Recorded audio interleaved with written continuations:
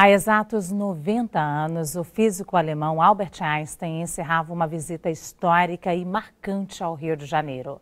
Numa época em que a grande maioria da população brasileira ainda era analfabeta, as ideias do gênio da teoria da relatividade ajudaram a desenvolver a curiosidade pela ciência no país. Ele chegou ao Rio em 4 de maio de 1925 e ficou durante 9 dias. Na ocasião da visita ao Brasil, o físico alemão Albert Einstein já era mundialmente conhecido pela teoria da relatividade e também era prêmio Nobel. Depois de passar pela Argentina, Einstein fez palestras no Clube de Engenharia do Rio, na Escola Politécnica, que hoje pertence ao FRJ, e na Academia Brasileira de Ciências. É um período que estava se formando a comunidade científica. E a vinda dele foi um estímulo muito grande para a atividade científica, para que os cientistas conhecessem as novas ideias que estavam surgindo na Europa por essa época. E mais do que isso, a imprensa noticiou a visita do Einstein como primeira página, abriu espaço para os cientistas. O Brasil, na década de 20 do século passado, vivia um período de iniciativas na área da educação. De acordo com o censo de 1920 e dados do Ministério da Agricultura, Indústria e Comércio, mais de 70% da população era analfabeta e ainda não havia um sistema organizado de educação pública. Naquela época, a física no Brasil ela era embrionária. Talvez a comunidade física no Brasil inteiro, se resumisse a 20 pessoas, 30 pessoas, né?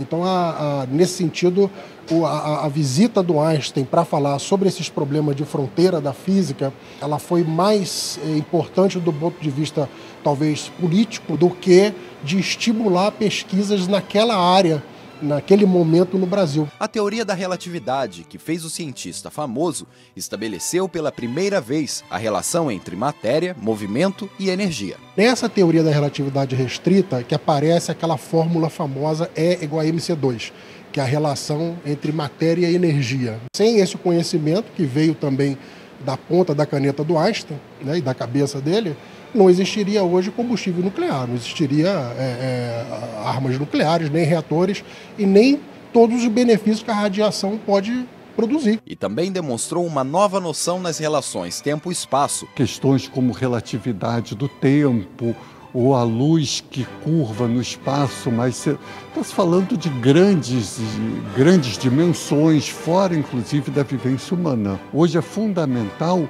para um GPS. Então, como nós todos temos o Waze no celular para ver a posição aonde está, se não houvesse a teoria da relatividade, isso não funcionaria. Mesmo sendo já bastante conhecido pela teoria da relatividade, esse não foi o principal assunto que Einstein veio tratar no Brasil.